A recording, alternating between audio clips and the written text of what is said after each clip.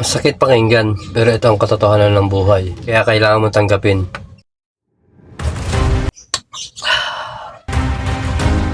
Walang darating na tulong sa'yo. Walang shortcut, walang instant success, walang magic. Kung nasan ka ngayon, resulta yan ng desisyon mo. Sakit? Oo, pero totoo.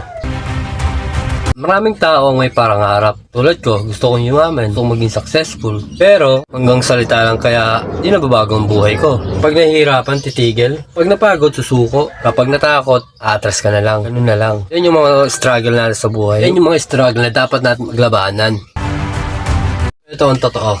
Ang successful ay hindi para sa lahat. Para lang to sa mga taong handang magsakripisyo, handang magtiis, handang magtrabaho kahit ayaw nila. Kung gusto magbago ang buhay mo, kailangan gawin mo yung ayaw mong gawin. Kailangan gumising ka ng maaga. Kailangan mo mag-focus. Kailangan mo magtiis kahit mahirap. Dahil sa dulo ng lahat, hindi talent ang magpapanalo sa'yo. Hindi swerte, disiplina.